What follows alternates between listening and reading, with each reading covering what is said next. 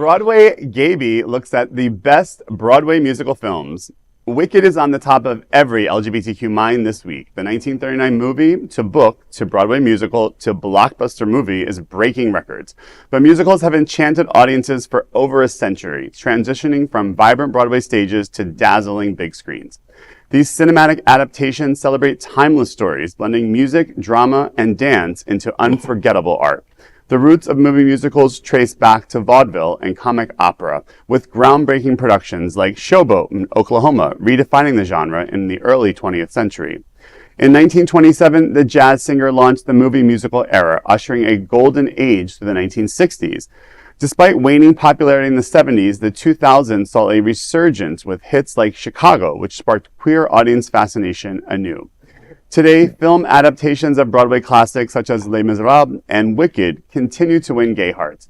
Celebrating this genre, Stacker compiled the top 15 stage-to-screen adaptations ranked by IMDb, and highlights include Fiddler on the Roof, Tick, Tick, Boom, and cult favorite Hedwig and the Angry Inch.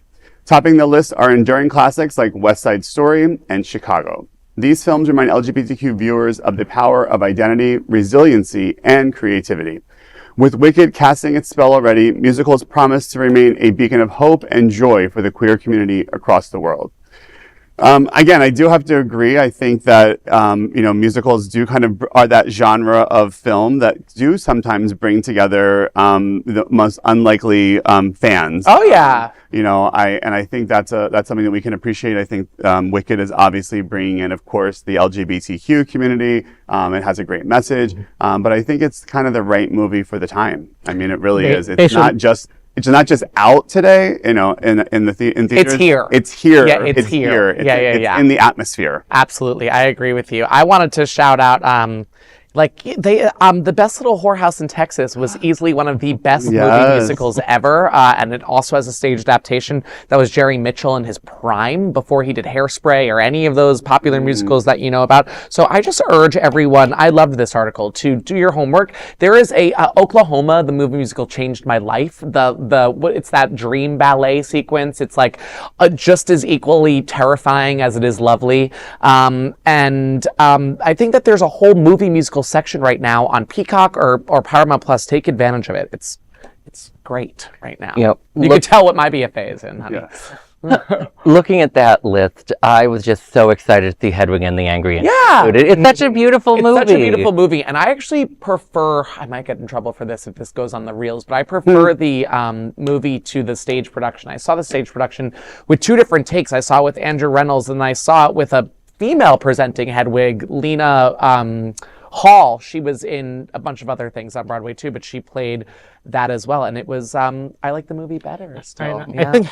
I think Hedwig is probably the one on the list that is basically explicitly queer.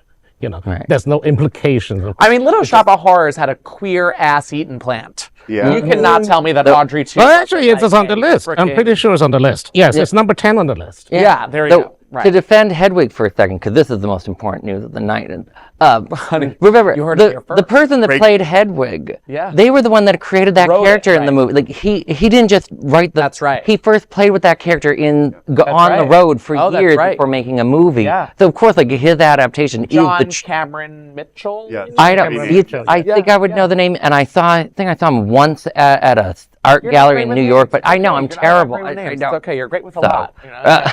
You are. But you didn't even bring up Grease. I mean, do we need to bring up Grease? Alex brought up Cats before. What we were talking about. Yesterday though. But Grease will always be here. 40-year-old woman playing a high schooler? I mean, what is wrong with Listen, this? Grease will always be here. 40 can still play high school. What about Grease 2? Grease 2. Oh, I'm a God. cool writer. I mean, Why? Michelle Pfeiffer. Why are we doing this? I used to act that scene out in my room. Okay, fine. Sorry, we're going to do smother that. it. I'm going to bring We're going to smother it. The last word on this is Gen Z. You should look up Grease 2. It was amazing. It was amazing. Sure. It was.